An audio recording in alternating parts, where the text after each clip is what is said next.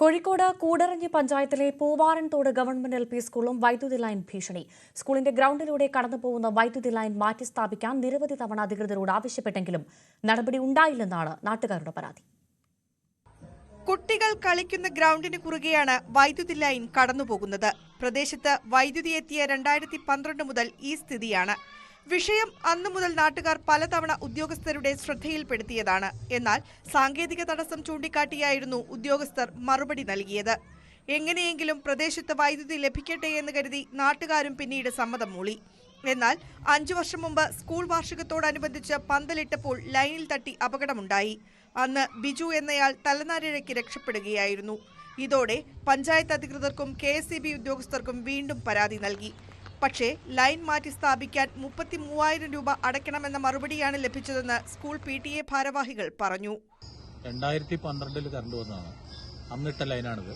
അന്ന് ഇടുമ്പോൾ തന്നെ ഇവിടെ കറണ്ട് സ്കൂളിന്റെ നടുക്കൂടെ ഇടാൻ പാടില്ല എന്ന് പറഞ്ഞിരുന്നു. പക്ഷെ അന്ന് ഒരു പ്രത്യേക അവസ്ഥയിൽ ഇവിടെ വികസനം എത്താത്ത ഒരു വിഷമമുള്ളപ്പോൾ ഏതിലെങ്കിലും എങ്ങനെയെങ്കിലും വന്നാൽ മതി എന്നുള്ളൊരു കാഴ്ചപ്പാടുള്ളതുകൊണ്ട്, എന്നാൽ അതിൽ ബോധവാന്മാരായിരുന്ന അധികൃതർ അല്ലെങ്കിൽ അതിന്റെ വേണ്ടപ്പെട്ട എഞ്ചിനീയർമാരൊന്നും അത് സീരിയസ് ആയിട്ട് കണക്കാക്കിയില്ല.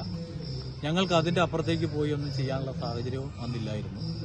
ഒരു പ്രാവശ്യം ഇതിന്റെ ഒരു 5 വർഷം മുമ്പ് വാർഷികത്തിനോടനുബന്ധിച്ച് പന്തലിടുന്ന സമയത്ത് ഈ ലൈനിൽ മുട്ടി അപകടം ഉണ്ടാകേണ്ടതായിരുന്നു. കഷ്ടിച്ച് രക്ഷപ്പെട്ടാണ്.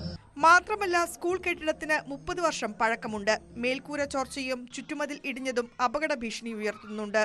കെട്ടിടത്തിന്റെ അവസ്ഥ പഞ്ചായത്ത് അധികൃതരെ അറിയിച്ചിട്ടും യാതൊരു നടപടിയും ഉണ്ടായിട്ടില്ല. ബിൽഡിംഗ് പരാജയകരമായിട്ടാണ് നിൽക്കുന്നത്.